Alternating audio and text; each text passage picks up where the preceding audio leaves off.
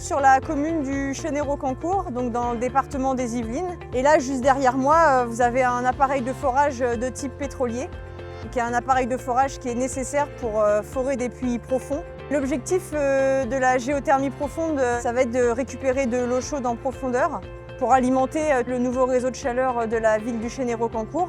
C'est notre client, Engie Solutions, qui nous a missionnés pour effectuer la maîtrise d'œuvre de ces travaux. On est sur le réseau de chaleur de Parly 2, qui est un des plus grands réseaux de chaleur d'Europe, qui alimente une copropriété ainsi que plusieurs bâtiments et un centre commercial. Donc on avait un besoin important de l'ordre de 9000 équivalents logements en besoin énergétique, qu'on pense à 75% ce doublé de géothermie qui va voir le jour, pour une mise en service fin 2025, pour respecter les engagements d'ici 2050 d'être à zéro carbone. Pour ce projet, on a un partenariat historique avec Antea depuis 2019, depuis la genèse du projet. Et en parallèle de ça, on a un partenariat aussi avec l'entreprise SMP Énergie, donc l'entreprise de forage, pour arriver à aujourd'hui réaliser ce projet, le mener à bien et avoir nos perspectives de distribution des besoins de notre réseau de chaleur.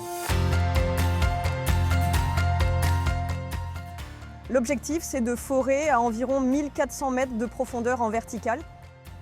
La spécificité de ces forages, c'est que c'est des forages qui sont déviés. Par forage dévié, on entend qu'un puits part dans un sens et un puits part dans l'autre. On met en place cette technologie pour un gain de place parce que ça nous permet de construire une seule plateforme pour faire les deux forages. Ce projet, il a plusieurs particularités. En surface, en fait, on a 9 mètres d'écart entre nos deux ouvrages. Et en fait, au toit du réservoir, on aura 1500 mètres de déport entre les impacts. Et quand on arrive au toit du réservoir, on vient forer 3 jambes pour maximiser notre échange avec l'aquifère et à la fin avoir le débit qu'on souhaite exploiter. Ce type d'architecture, on était les seuls à l'avoir mis en œuvre à Vélizy en 2020. Et donc là, c'est une reconduite en fait.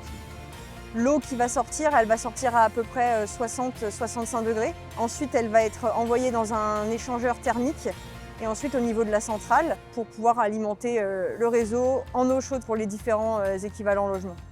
Ce qui est vraiment intéressant, c'est d'être un peu le point de référence pour faire en sorte que le projet il aille au bout. C'est une réussite parce qu'à la fin, on va pouvoir exploiter le débit qui était visé initialement, donc c'est top. Ouais.